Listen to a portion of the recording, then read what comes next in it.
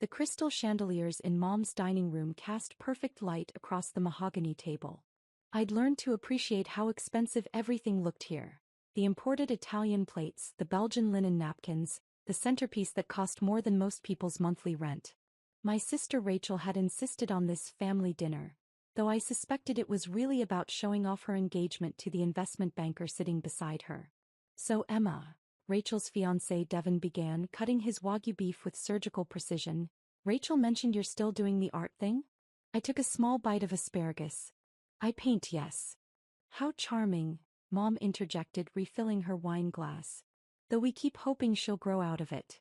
She's 32 now. Rachel laughed, the sound sharp and practiced. Mom's being diplomatic. Emma lives in a studio apartment in the warehouse district. She wore the same dress to the last 3 family events. I glanced down at my navy dress. It was simple, well-made, and yes, I'd worn it before. It's comfortable. That's exactly the problem, my brother Marcus said, not looking up from his phone. He worked in tech, something about cryptocurrency that he explained often and thoroughly. No ambition. No drive.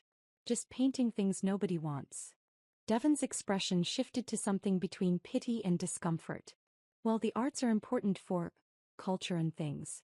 She's never sold a single piece, Mom said, as if I wasn't sitting 3 feet away. Not one. 32 years old, and she's never earned a real paycheck. I set down my fork gently. The salmon on my plate had probably cost $80. I could have bought canvas and paints for a week with that money. I've sold pieces. To who? Rachel demanded. Your art school friends who also can't pay rent? Various collectors. Marcus finally looked up from his phone. Collectors. Right. Is that what we're calling the people who buy stuff at garage sales now? I'm just saying, Mom continued, her voice taking on that particular tone she used when she wanted to sound reasonable while saying something cruel. At some point you need to accept reality. Your father and I paid for 4 years at an excellent university. You could have studied business, law, medicine. Instead you chose art, and look where it got you. She can't even afford a car, Rachel added, gesturing with her wine glass. She takes the bus everywhere. Can you imagine? The bus. Devon shifted uncomfortably. Public transportation is actually very efficient in this city. Rachel touched his arm. You're sweet, but no. It's embarrassing.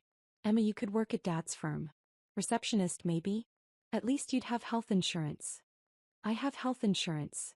Through the government exchange, Mom said, making it sound like a disease. Because you qualify as low income. Do you understand how that reflects on this family? I took a sip of water. The ice clinked against the crystal glass. Baccarat, probably. Mom only used the best for family dinners, especially when Rachel brought Devon around. She showed up to my engagement party in an Uber, Rachel said to Devon, as if sharing a scandalous secret. Not even Uber Black. Regular Uber. I don't own a car, I said evenly. Exactly. Marcus jumped in. Because you can't afford one. You're living paycheck to paycheck. Oh wait, what paycheck?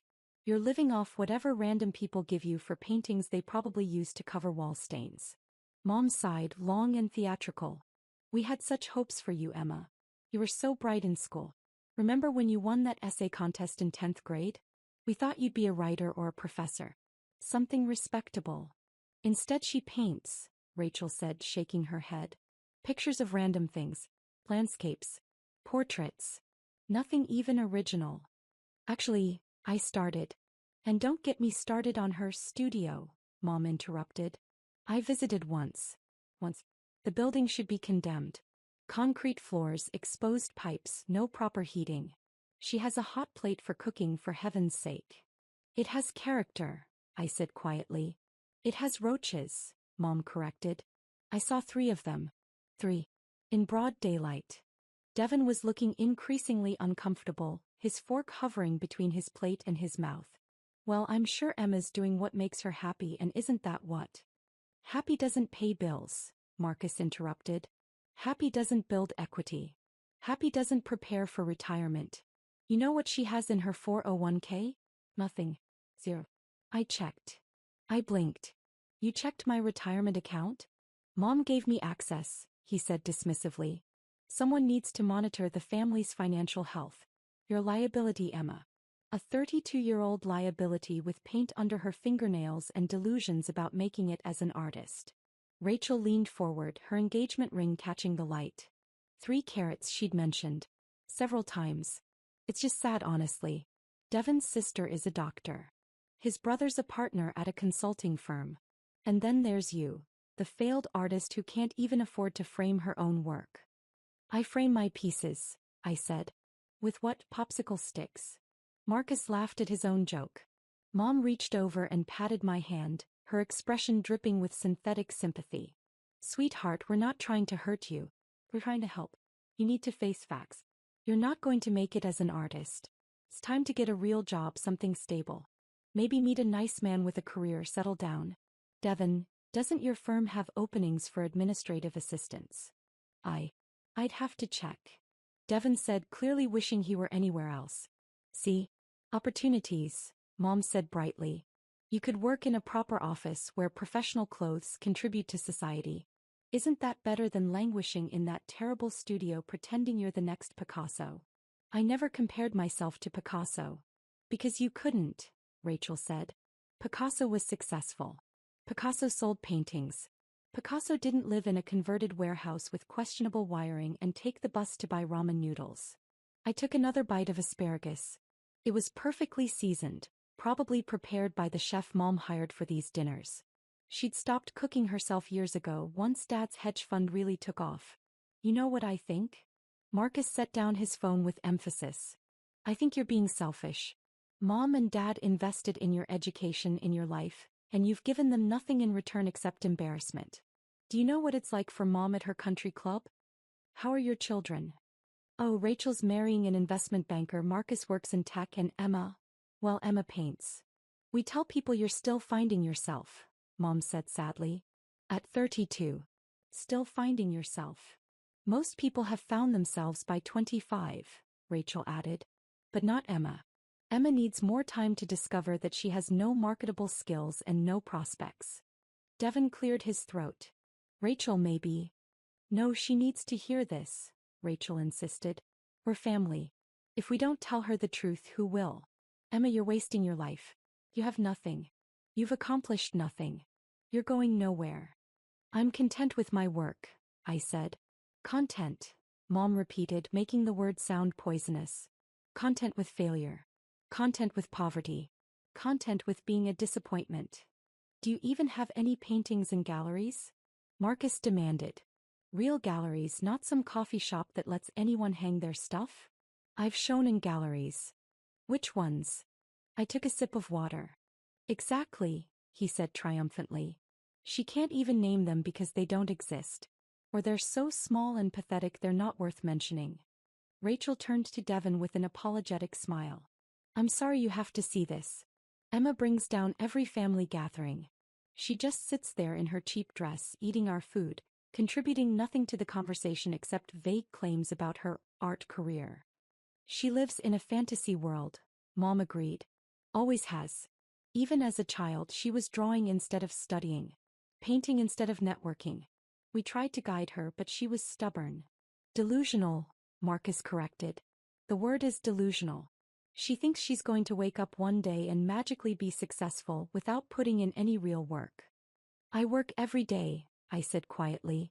Painting isn't work, Rachel snapped. Work is what Devon does, managing millions in investments. Work is what Marcus does, developing actual technology. Work is what I do, running marketing campaigns for Fortune 500 companies. What you do is a hobby that you've convinced yourself is a career. The servers came to clear our plates. They moved silently, efficiently, probably grateful they didn't have to participate in the conversation. I wondered if they recognized the cruelty in how my family spoke, or if they'd simply learned to tune out wealthy people's dinner conversations. Dessert will be ready in a moment, Mom announced.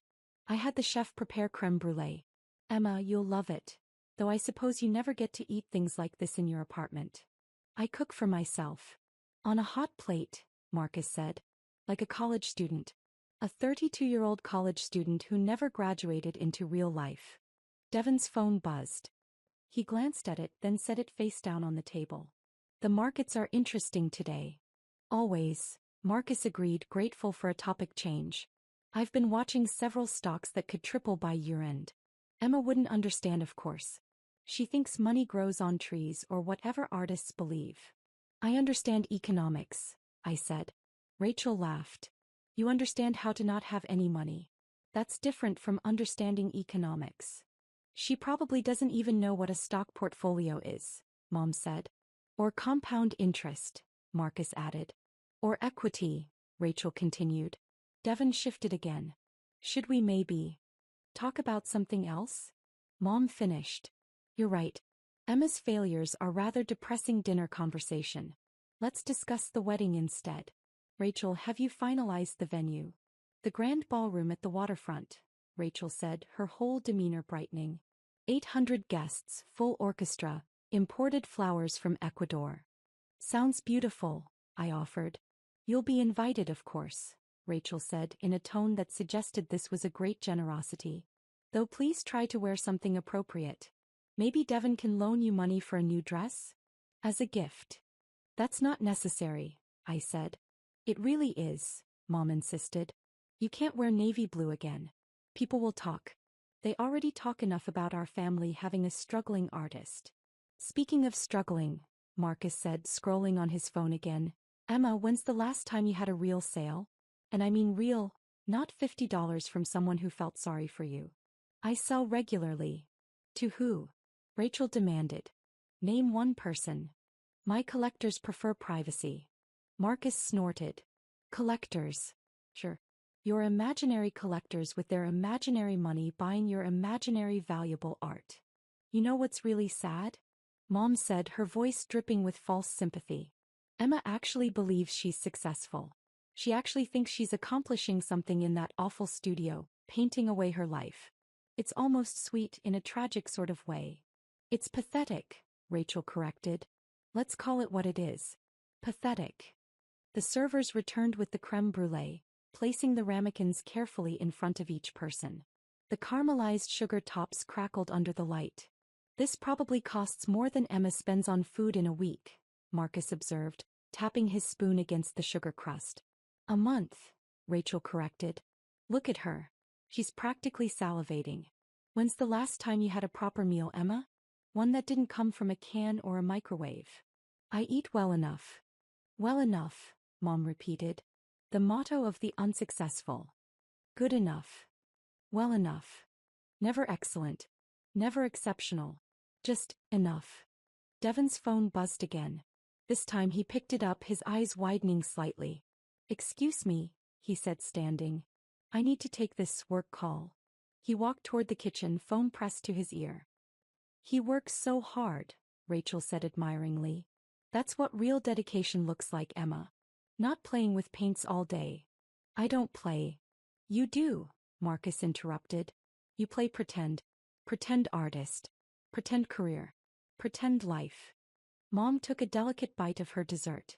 I used to tell my friends you were taking time to find yourself. Now I just tell them you're still figuring things out. At some point, though, I'll run out of euphemisms for failure. Maybe just tell them I'm an artist, I suggested. And advertise your lack of success? Rachel looked horrified. No. We have standards, Emma. This family has a reputation. Had a reputation, Marcus corrected. Until Emma decided to drag it down with her poverty-level lifestyle and complete lack of ambition. Devon returned to the table, his expression strange. Somewhere between confused and excited. He was holding his iPad now, swiping rapidly through something. Everything okay? Rachel asked. Yeah, there's breaking news. Business news. He kept reading, his eyes moving quickly across the screen. What kind of news? Mom asked politely, though she clearly didn't care much. It's about the art world, actually. Forbes just released their annual list of the world's highest-earning artists and... How boring, Rachel interrupted. Devon, you don't need to pretend to care about art just because Emma's here. We all know it's a joke industry. No, but this is actually interesting, Devon insisted, still reading. The top artists sold over $300 million worth of work last year alone. $300 million. That's more than some tech companies' revenue. Marcus looked up. $300 million? For paintings. Apparently. And this particular artist has been completely anonymous. They operate under a pseudonym, no one knows their real identity. But Forbes just revealed who they are and... Sounds fake, Rachel said dismissively. Probably money laundering. That's what I thought initially, Devon admitted. But look at this portfolio.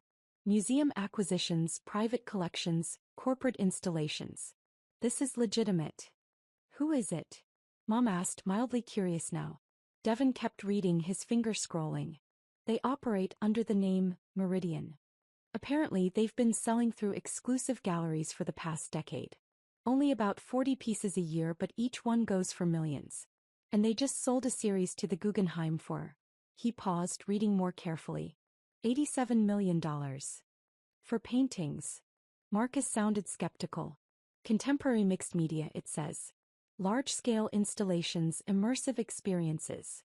Critics are calling it the most important artistic innovation in 20 years. Rachel waved her hand dismissively. Probably modern art nonsense. You know, those paintings that are just random splatters and rich people pretend to understand. Actually, Devon continued, the article shows some images. These are incredible. Really sophisticated techniques, combining traditional oil painting with digital projection, structural elements, interactive components. This is serious work. I took a small bite of creme brulee. Well, good for them, Mom said.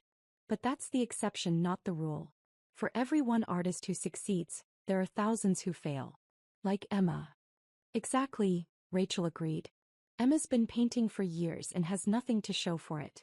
This Meridian person is probably classically trained from some elite European academy, with family connections and... Actually, Devon interrupted, still reading. Forbes says Meridian attended a state university. Mid-tier art program. No family connections to the art world. Started selling from a small studio in an industrial district. The table went quiet for a moment. Lucky break then, Marcus said firmly. Right place, right time. Probably knew someone. The article specifically addresses that, Devon said, his voice taking on an odd quality. Says Meridian built their career systematically. Started with smaller galleries, built a reputation through quality and consistency, gradually increased prices as demand grew. Very strategic approach. Where does this person live? Mom asked. Devon scrolled. Doesn't say exactly. Just mentions they maintain a private studio in an undisclosed location and avoid all publicity. No interviews, no public appearances. The work speaks for itself, apparently. Pretentious, Rachel declared. Typical artist ego. Or smart, Devon countered. The mystery adds value. Every collector wants to own a piece by the anonymous genius. It's brilliant marketing, actually. Marcus grabbed the iPad from Devon's hands. Let me see this. I want to know what kind of paintings sell for millions. He started scrolling through images, his expression shifting from skepticism to something else. Maybe surprise, maybe recognition. He zoomed in on one particular image, then another. What? Rachel demanded. What's that face? These paintings, Marcus said slowly. These techniques. I've seen. No, that's impossible. What's impossible? Mom leaned over to look. Marcus held up the iPad, showing a Forbes photograph of one of Meridian's pieces. A massive canvas combining oil painting with subtle metallic elements, creating depth and movement. The caption read, Meridian's signature style. Classical technique meeting contemporary innovation. Emma, Marcus said, his voice strange. Emma, this painting. This specific technique with the metallic layering. I've seen you do this. I set down my spoon carefully. Don't be ridiculous, Rachel said. Emma can barely afford paint, let alone. No, I'm serious. Marcus was scrolling faster now, pulling up more images. Look at this one. That brushwork. That color theory. Emma, you have paintings with exactly this style. Lots of artists use similar techniques, I said quietly. Not like this, Marcus insisted. He was fully focused now, his tech bro smugness replaced by something intense and analytical. These aren't similar. These are identical.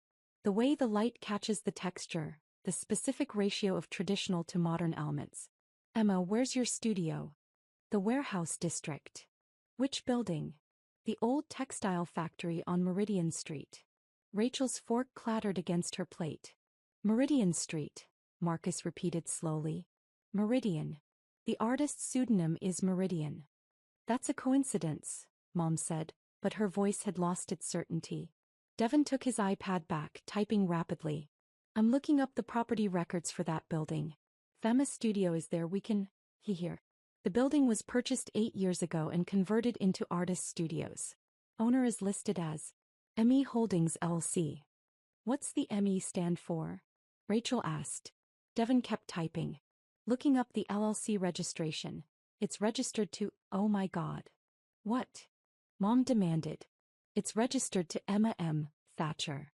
The room went absolutely silent. That's impossible, Rachel said, but her voice had gone hollow. Marcus was scrolling frantically through Forbes now. It says here that Meridian owns the building where they work. Uses it as both studio and gallery space for private showings. Emma, how big is your studio? The whole building, I said quietly. The whole, Rachel's voice broke. That building is enormous. 40,000 square feet, I confirmed. I use about 5,000 for my actual studio. The rest is storage, gallery space, and rental units for other artists. Mom's face had gone pale. Rental units? 12 artists rent from me. Below market rate. I wanted to help emerging talent. Devon was scrolling again. The article mentions that Meridian is known for supporting other artists. Provides free studio space to promising talents. Funds art education programs. Donated $15 million to arts organizations last year alone. $15 million, Marcus repeated faintly. That's more than I made last year, Devon admitted, looking at me with completely new eyes. Rachel was shaking her head rapidly. No, this is insane. Emma's poor. She takes the bus. She wears the same dress. I take the bus because I don't like driving, I said calmly. I wear this dress because it's comfortable and I don't care about fashion. I live simply because I prefer to invest in my work. Invest, Mom whispered. The Forbes article, Devon said, still reading, estimates Meridian's total net worth at somewhere between $800 million and $1.2 billion, depending on the current value of retained works and property holdings. Billion, Rachel said. With AB. Marcus had stopped scrolling. He was just staring at me now. The hot plate. You said you had a hot plate. I have a full kitchen, I corrected. But I mainly use the hot plate in the studio area when I'm working late. It's convenient. The roaches Mom saw, Rachel said desperately, grabbing at anything. She said there were roaches. I was temporarily housing 3 artists from Brazil, I explained. They mentioned they'd found roaches in their previous apartment. That was probably what Mom heard about. I was helping them arrange pest control. Mom's hand was shaking slightly as she reached for her wine glass. But you said you qualified for government health insurance. I said I had health insurance. You assumed the rest. The Uber, Rachel tried. You took an Uber to my engagement party. Because I'd been drinking at lunch with a curator from the Met, I said. We were discussing their acquisition of 3 pieces from my Reflections series. I didn't want to drive. Devon set down his iPad. The Met bought 3 of your pieces? Last year. For about $12 million each. The number hung in the air. But you never said, Mom began. You never asked, I said simply. You assumed. All of you assumed. I'm 32, I paint, I live in the warehouse district, therefore I must be a failure. Marcus was pulling up something else on his phone now, his fingers moving rapidly. I'm looking at your building's property value. Emma, this building is worth $42 million. You own it outright. No mortgage. I paid cash, I confirmed. With what money? Rachel demanded. With the money I made from selling paintings. That's how purchases generally work. Devon was looking at me like he'd never seen me before. You've sold over $300 million worth of art in the last year alone. Why didn't you ever mention this? Would you have believed me? I asked. 2 months ago at Rachel's birthday party, I tried to tell Mom about the Guggenheim acquisition. She cut me off and started talking about how I needed to find a husband with a stable income. Mom's face had gone from pale to flushed. I didn't know you were being serious. I'm always serious about my work, I said. But you all decided long ago that my work wasn't serious, so nothing I said about it mattered. Marcus was scrolling through article after article now, his expression growing more stunned with each one. There are dozens of articles about Meridian's work. Interviews with collectors, analysis from critics, museum exhibition announcements. Emma, you're famous. In certain circles. Certain circles? Devon repeated. You're in Forbes' top 50 most financially successful artists alive. You're above people who've been working for 40 years. I've been working for 12 years, I corrected. Since I graduated college. Rachel's voice came out small and broken. But you wore the same dress 3 times. I own 12 dresses, I said. I rotate through them. This one's comfortable for sitting. The navy hides paint stains well. Paint stains, Mom repeated numbly. From work. Which, as we've established, is actually work. The servers returned, moving to clear the dessert plates. One of them, a young woman, paused when she saw Devon's iPad screen. Oh my God, is that about Meridian? I love Meridian's work. I've been following them for years. The waiting list to buy a piece is like 3 years long. 5 years, I corrected gently. I increased it last month. The server looked at me, then at the iPad, then back at me. Her eyes went wide. Oh my God. Oh my God. You're Meridian. That's not public information yet, I said quietly. I won't tell anyone, I promise. She was practically vibrating with excitement. Your Fragment series changed my life. I'm saving up to take art classes because of your work. The way you combine traditional techniques with contemporary materials. It's revolutionary. Thank you, I said. That means a lot. She hurried away, glancing back twice, clearly desperate to text someone but holding herself back. Revolutionary, Marcus said flatly. Your work is revolutionary. Some critics say that. The New York Times says that, Devon corrected, reading from his iPad. Right here. Meridian's work represents the most significant evolution in contemporary art since the abstract expressionists. A revolutionary voice for a new generation.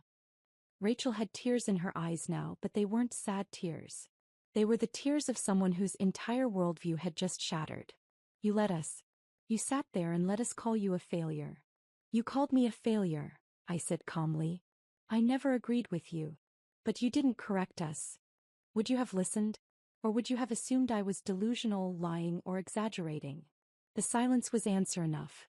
Mom's hands were shaking as she reached for her wine glass, drained it, and immediately refilled it. Emma, sweetheart, I think there's been a terrible misunderstanding. No misunderstanding, I said. You understood perfectly.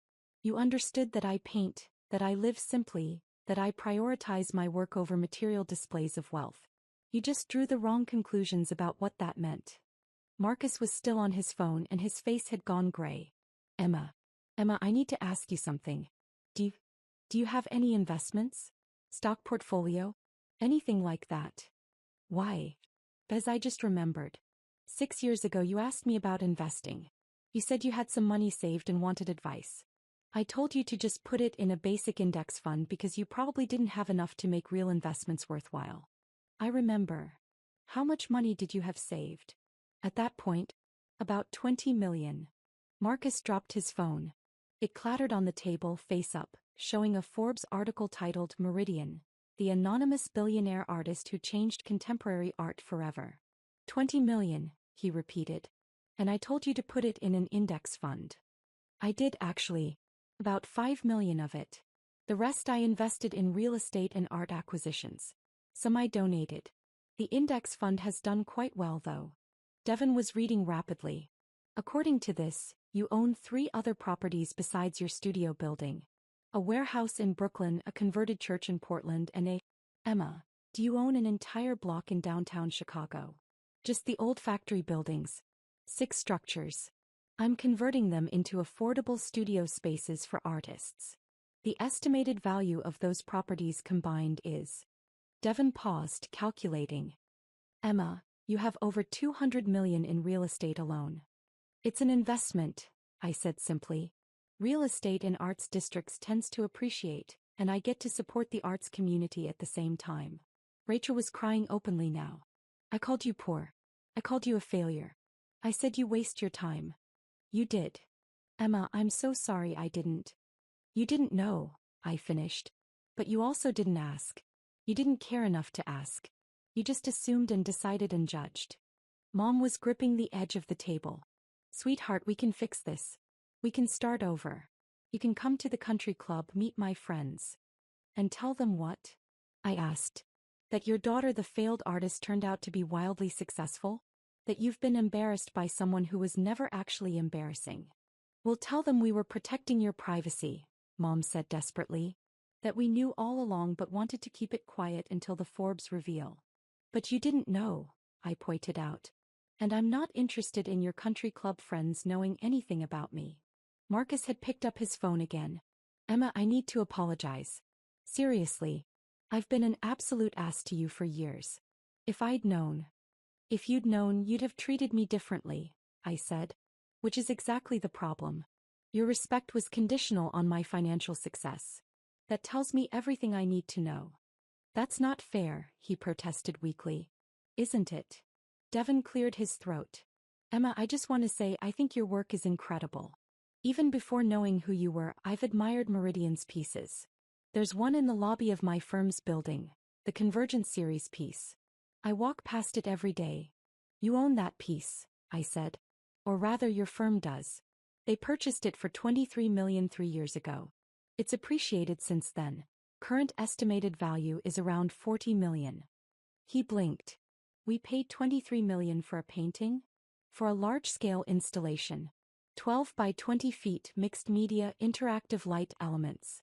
Your managing partners thought it made a statement about forward-thinking investment strategies. It does, he agreed. Stunning. I just never connected it to you. Most people don't. That's by design. Rachel wiped her eyes. Emma, please. Can we start over? I know I've been horrible, but we're family. You're my sister. I want you at my wedding, really at my wedding, not just invited out of obligation. I am your sister, I agreed. But starting over means you'd have to actually respect me regardless of my income. Can you do that? Rachel opened her mouth, then closed it. I thought so, I said softly. Mom was pulling out her phone now, typing frantically. I need to call Barbara. And Christine. They're going to die when they find out. No. She looked up, startled. What? You're not telling anyone, I said firmly. My identity as Meridian was revealed by Forbes, yes, but I haven't confirmed it publicly and I don't intend to. If you start spreading it around your country club, you'll damage my carefully maintained privacy. And if that happens, I'll make it very clear to everyone that my family has spent years dismissing and belittling my career. You wouldn't, Mom whispered. I would. Forbes already asked if I wanted to comment on my family's reaction to my success. I declined. But if you force my hand, I'll give them an interview. Marcus looked sick. Emma, that would destroy Mom's social standing. Yes, I agreed. It would. So I suggest you all learn to keep this information private, respect my wishes, and maybe, just maybe, consider that someone's worth isn't determined by how much they're willing to advertise their success. The dining room had gone silent except for the quiet sound of Devon scrolling through more articles. There's something else, he said quietly. The Forbes article mentions that Meridian is planning a retrospective exhibition at the Museum of Modern Art. Opening in 3 months. It says tickets sold out in 45 minutes. 42 minutes, I corrected. And there's going to be a reveal event, where you publicly confirm your identity as Meridian, speak about your process, maybe show your studio. That's the plan. Rachel's voice was very small. Were you going to invite us? I was going to send formal invitations, I said. Like everyone else on the guest list. Whether you deserved personal invitations was something I was still deciding. And now? Mom asked desperately. I looked around the table, at Mom's desperate expression, Rachel's tears, Marcus's gray face, Devon's careful neutrality. Now I think you understand what you've spent years not understanding. The question is whether you learned anything from it. Marcus set down his phone carefully. Emma, I'm sorry. Really, genuinely sorry. Not because you're successful, but because I should have respected your choices regardless. You were pursuing what you loved and I mocked you for it. That was wrong. Yes, I agreed. It was. Can I ask, he hesitated. Can I ask why you never told us?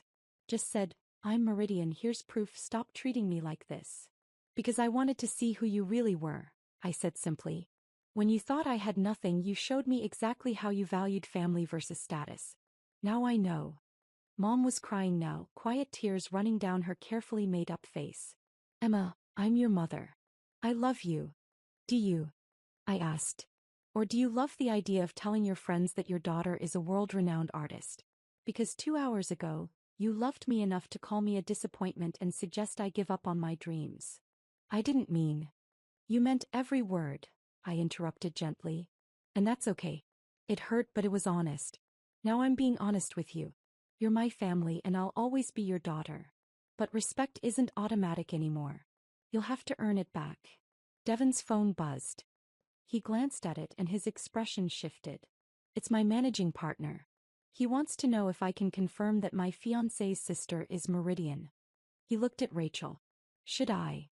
No, I said before Rachel could answer. Tell him you're not at liberty to discuss my private information. But this could be huge for the firm, Devon protested. Having a connection to an artist of your caliber is not something you're going to exploit, I finished. Unless you'd like me to contact your managing partners and explain that you're attempting to use a family connection for business advantage without my consent. He put his phone down immediately. Right. Of course. I apologize. Smart man, I said. Rachel, you picked well. He learns quickly. Rachel let out something between a laugh and a sob. Emma, I don't know what to say. Then don't say anything, I suggested. Not tonight. Go home, think about what happened here, and maybe consider that the sister you've been dismissing for years had more substance than you gave her credit for. I stood up, setting my napkin beside my plate. Thank you for dinner, Mom. The salmon was excellent. You're leaving? Mom asked desperately. I have work to do. There's a commission piece due next week. A private collector in Singapore. 20 million, but he's been very patient about the timeline. 20 million for one painting? Marcus whispered. For a triptych, actually. 3 pieces, interconnected theme. It's been a challenging project, but rewarding. I picked up my simple canvas bag. The one Rachel had mocked earlier for not being a designer brand. Emma, wait, Rachel said. Your phone number. I just realized I don't actually have your real phone number. You always gave me that basic cell number. That is my real number. I don't need an expensive phone plan for my work. But how do people reach you? Galleries, collectors. I have a business manager, I explained. And an agent. And a legal team. They handle the logistics. The cell phone is for personal calls, which I prefer to keep minimal. You have a legal team, Marcus repeated like he was testing out a foreign language. 3 attorneys, actually. 1 for contracts, 1 for intellectual property, 1 for estate planning. It's necessary when you're dealing with 8-figure transactions. Mom stood up suddenly. Emma, please. Don't leave like this. Say what's okay. Really talk. About what? I asked gently. About how you're sorry now that you know I'm successful. About how you want to be part of my life now that it might benefit you socially. Those aren't conversations I'm interested in having. Then what do you want? Rachel asked desperately. I considered the question. I want you to think about who I was 2 hours ago when you thought I was a failure. I want you to ask yourself if that person, the one you thought couldn't afford rent and wasted time on paintings, deserved the way you treated her. And if the answer is no, then maybe work on becoming people who wouldn't treat anyone that way, regardless of their bank account. That's not fair, Mom protested. You thought I was poor, so you treated me with contempt, I said. That says everything about your values. Fix your values, then we can talk about fixing our relationship. I walked toward the door, then paused. Oh, and Rachel, about the wedding. I'll send a gift. A painting, probably. One of my earlier pieces from before I was successful. Something from when I was just a failed artist wasting time. I think it'll be a good reminder. Emma, no, I want you there, please. I'll think about it, I said. I'll send my RSVP with the gift. Whether I attend depends on whether I believe you've actually learned anything from tonight. Devon spoke up quietly. For what it's worth, Emma, I think your work is brilliant. And I think the way you've handled tonight shows more class than most people would have managed. Thank you, Devon. Take care of my sister. And maybe teach her that a person's worth isn't measured by their wealth. I left then, walking out into the cool evening air. My phone buzzed. My business manager asking about the Forbes reveal and whether I needed her to handle any press requests. I texted back that I was fine, everything was under control. Behind me, through the still open door, I could hear the sounds of my family's world restructuring itself. Voices raised in desperate discussion, phones being picked up and put down, the clatter of someone's chair being pushed back too hard. I walked to the bus stop, pulled out my basic cell phone and checked my messages. A curator from the Louvre wanted to discuss a possible acquisition. A gallery in Tokyo was requesting 3 pieces for their spring exhibition. My business manager needed me to review contracts for the MoMA retrospective. The bus pulled up and I got on. The driver nodded at me. We'd developed a friendly routine over the years. I sat in my usual seat watching the city lights blur past. In my bag my phone buzzed again. A text from Marcus. Emma, please. We need to talk. Really talk. Not about money or success. About family. I didn't respond. Not yet. Maybe not ever. The bus rumbled on, carrying me back to my studio. My 40,000 square foot studio in the building I owned, where I'd painted pieces that hung in museums around the world, where I'd built a career my family had never bothered to understand. I smiled slightly, looking out the window at the city I'd conquered while they thought I was failing. Sometimes the best revenge is simply being yourself, and letting people's assumptions crumble under the weight of their own ignorance. And sometimes, just sometimes, that's enough.